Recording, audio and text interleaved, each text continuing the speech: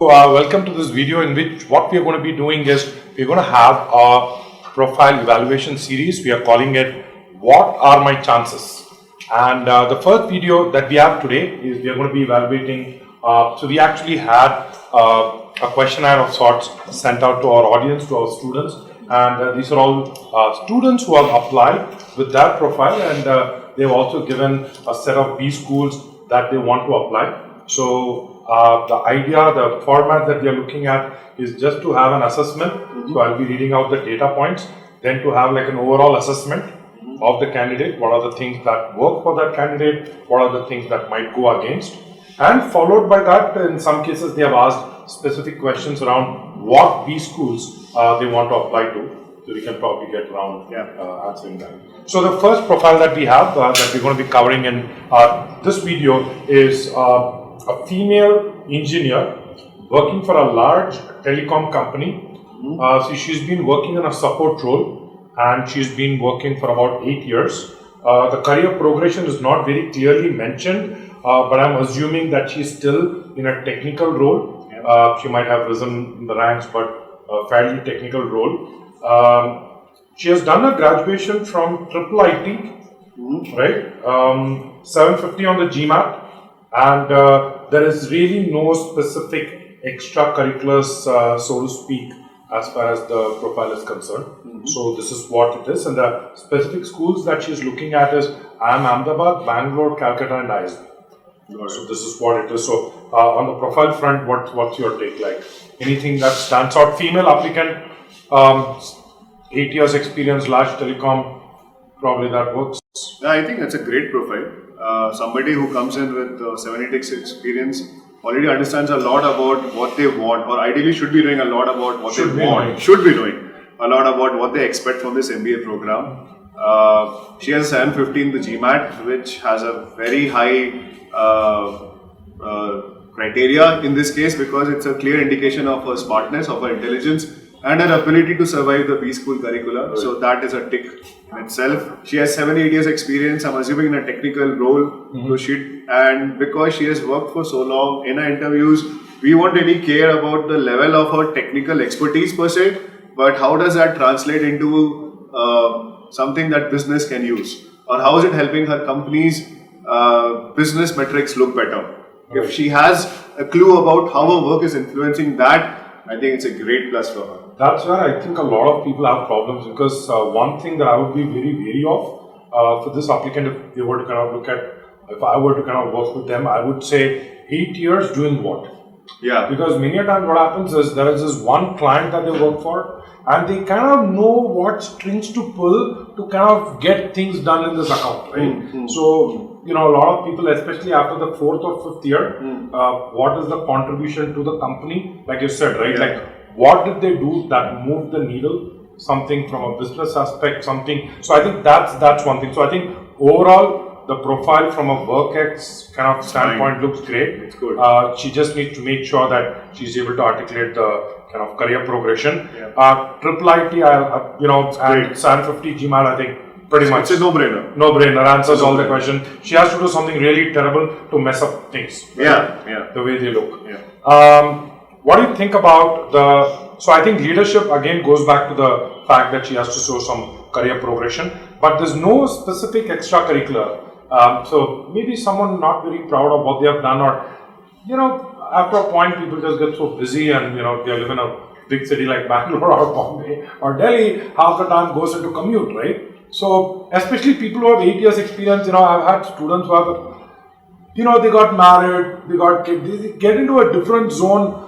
It's very hard to kind of really say anything different. So, what do you think do you think that could be a potential negative? Obviously, if somebody comes across with a similar profile and who has done something in extracurriculars, that person will have a better chance. There is no denying that fact. So, for example, if this candidate suddenly wants to apply to, let's say, a Harvard or a Stanford, I would say then her chances significantly will decrease, because we will expect to have people of her pedigree there already with the kind of work experience she has done.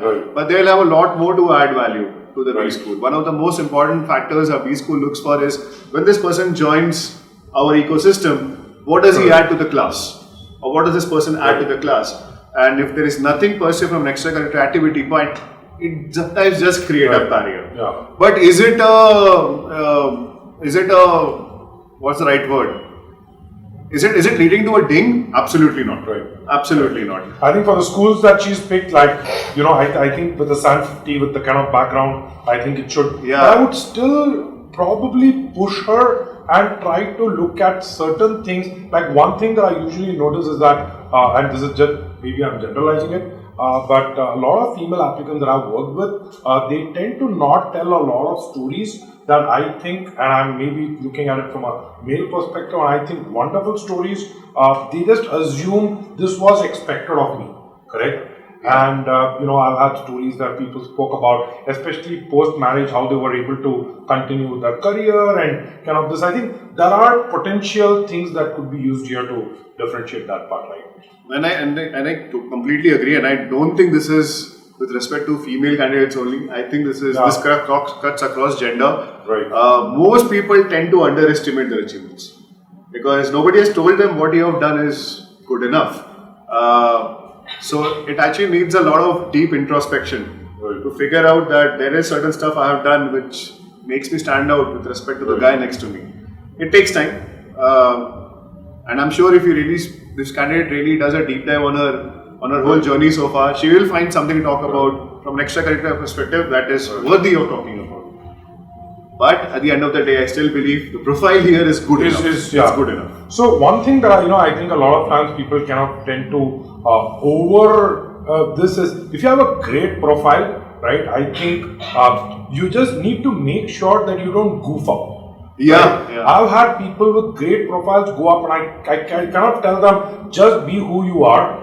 Don't try to overdo things, because a lot of times, people end up getting into this mentality that I have to showcase something, right? They write things in their resume that they shouldn't, write things in their application that they shouldn't, get caught in the interview. That's one part. Second part, they just become bizarre. They just are not themselves. I've read some application essays, right? And I look at this guy and say, you don't speak like this. You look like you were sitting with a thesaurus. Correct. Every word he was just kind of trying to figure out the most complicated synonym for that word. And I said, you don't speak this way. Why are you kind of putting? I think overdoing it is also, I think, should be enough, good profile, should have enough stories that should take care of the diversity and this part. And for the schools, I think she has mentioned, again, she needs to take care of it from a perspective of articulating the clarity of goods. So with 8 years experience, I've had people tell, I want to get into a general management role, right? My take is general management, according to me, I just hear BS, I have no idea, right? And I just want to be a manager. Right? Correct. So, what do you think 8 years post MBA? What could be the potential options that she may have? So, if somebody who has worked for 8 years, and this is a person who has worked in the telecom industry, so if she let's say she belongs from the IT background, okay, and she's a tech person who's working in telecom 8 years, I would expect that she is now looking to do an MBA for probably two reasons. Reason number one could be she really likes what she does, but because she is not yet an MBA. She is viewed more as an executioner in an office and not as a planner. And now she wants to move that level that she can actually plan stuff which people can implement. Right.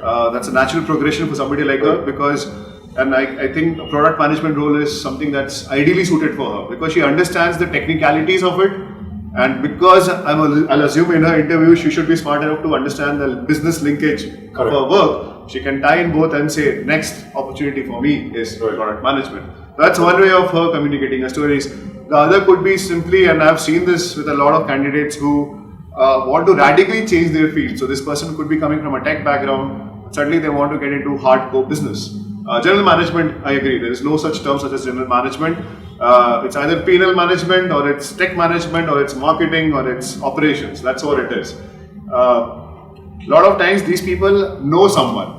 Right. They have observed somebody in their social circle who is doing that job.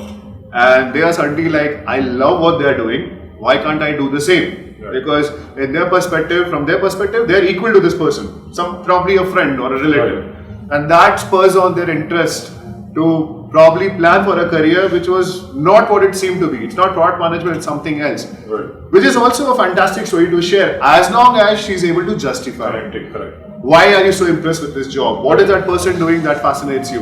What do you think are the qualities a person needs at this level? Do you have it in you? Can you give me an example which showcases that story? I think she's able to cover all these aspects. She can totally I agree. look at that angle also. I think the thing with 8 years experience is she needs to also articulate what exactly she has done at work. So what I would probably suggest to such a person is look at it this way, right? Customer experience or customer support, Yeah. which means that she is interacting with clients. Yeah. That means she has to communicate well. That means she has to, in some sense, translate a technical problem and explain it in a business term. Correct. Right? So these are all great. I think a lot of times tech people tend to, not going back to that imposter syndrome, right? What did I do? I've met people who said like, they work with large, Nordic banks and they were like the single point of contact and, they did a lot of things, but it's just that they don't put it in the right way. So I think that would be the transferable skills, and as you said, product management, even some kind of tech consulting. Absolutely, Right? yeah. And I think the other thing that is the fact that she's looking at Indian schools, I think she's clear. And I think all of these schools also like, especially the IM, A, B, C, they like people who have slightly more on the work X part. So I think with 8 years, and I'm assuming by the time she joins, it's going to be 9 years, Yeah. that would also be a good fit, right? I agree. So that's the overall assessment that I think we have for this candidate. I agree. Right. So that pretty much brings us to an end to this video. And in the next video, we are going to be actually discussing a candidate with about 2.5 years experience working for a large company, a male engineer, right? The classic profile that we get. Yeah. So we'll be analyzing that in the next.